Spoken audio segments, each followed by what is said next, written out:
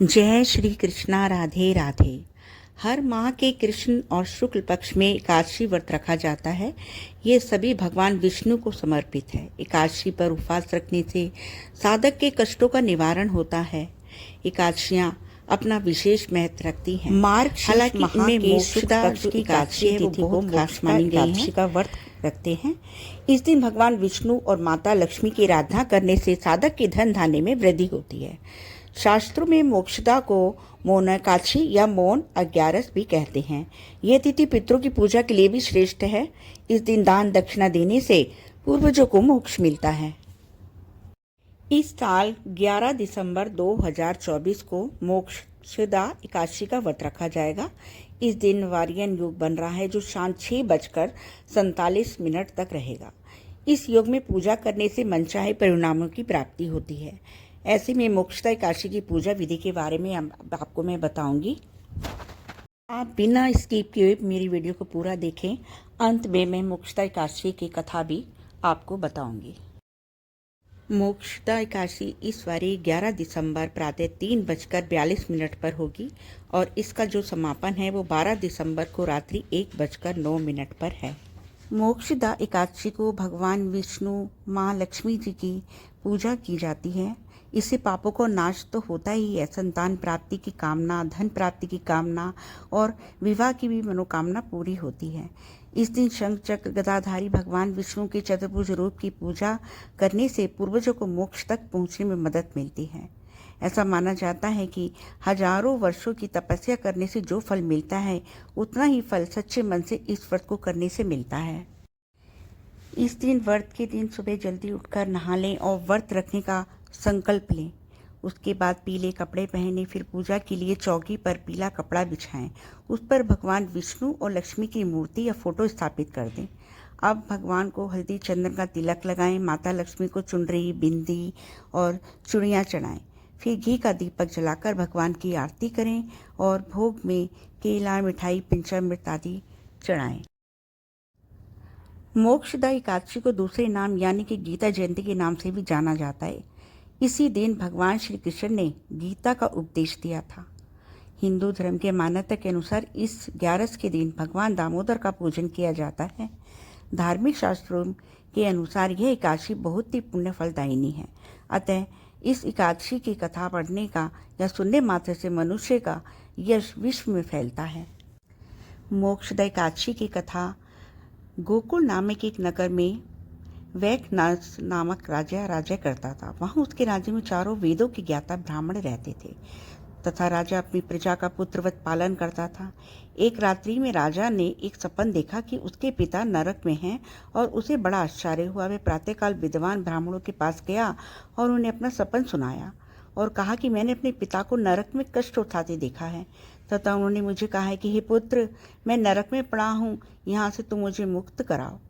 जब मैंने उनके ये वचन सुने तब से मैं बहुत दुखी हूँ और बेचैन हूँ। चित्त में बड़ी अशांति हो रही है। मुझे इस राज्य, धन, पुत्र, स्त्री, हाथी, घोड़े आदि से कुछ भी सुख प्रतीत नहीं होता। मैं क्या करूँ? राजा ने आगे कहा, हे ब्राह्मण देवताओं, इस दुख के कारण मेरा सारा शरीर जल रहा है। अब आप कृपा करें और तप, दान, व्रत आदि ऐसा कुछ बताएं जिससे मैं इससे मुक्त हो सकूं।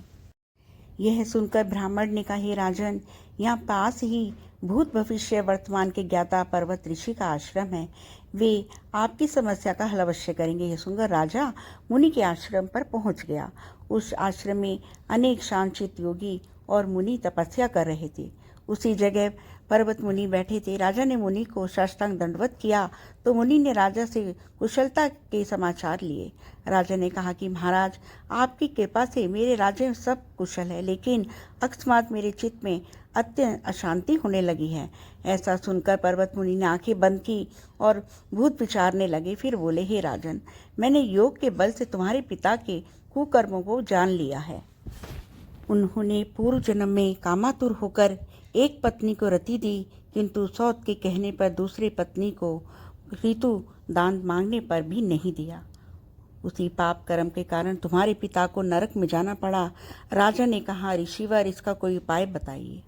मुनि बोले, हे राजन, आप मार्गशीर्ष एकादशी का उपवास करें और उस उपवास के पुण्य को अपने पिता को संकल्प करके दें। उसके प्रभाव से आपके पिता की अवश्य ही नरक से मुक्ति होगी। मुनि की वचन सुनकर राजा महल में गया और उसने ये व्रत किया। एकादशी के इस व्रत के करने से राजा के पिता को मुक्ति मिल गई और वो स्वर्ग को जाते हुए पुत्र से कहने लगे, हे पुत्र, तेरा कल्याण हो। यह कहकर वे स्वर्ग को चले गए।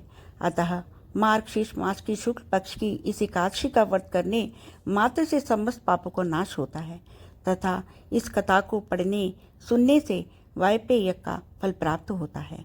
इस व्रत से बढ़कर मोक्ष देने वाला और कोई व्रत नहीं है। यह एकादशी सभी कामनाओं को पूर्ण करने का सामर्थ्य रखने वाली शक्ति है तथा अंत में मोक्ष देती है। हमें भगवान विष्णु को प्रसन्न करने के लिए यहाँ इस दिन दान देना चाहिए। दान कंबल, स्वेटर और चादर का दान कर सकते हैं और इसके बाद आप चने की दाल और पीले रंग के जो भी आपके पास फ्रूट हैं या वस्त्र हैं वो भी आप दान कर सकते हैं। इस दिन आप गीता का पाठ करें और एकादशी का व्रत की कथा पढ़ने के बाद आप ओम नमो भगवते वासुदेवाय नमः का मंत्र जाप करें। एकादशी व्रत में सायंकाल पूजा आरती के बाद फलाहार किया जा सकता है। इस दिन भूलकर भी बड़े बुजुर्गों का अपमान ना करें और ना ही उनसे अपशब्द बोलें। एकादशी व्रत के दिन तुलसी का पत्ता ना तोड़ने की सलाह दी जाती है। पूजा के लिए एक दिन पहले ही तुलसी का पत्ता तोड़कर रख लें।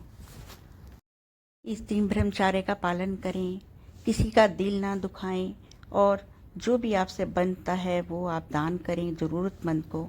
इससे आपके जो एकादशी का व्रत रखा है उसका पुण्य फल मिलता है और आपको मोक्ष की प्राप्ति होती है। जय श्री कृष्णा। राधे राधे। हरे कृष्णा कृष्णा कृष्णा हरे हरे, हरे रामा रामा रामा हरे हरे।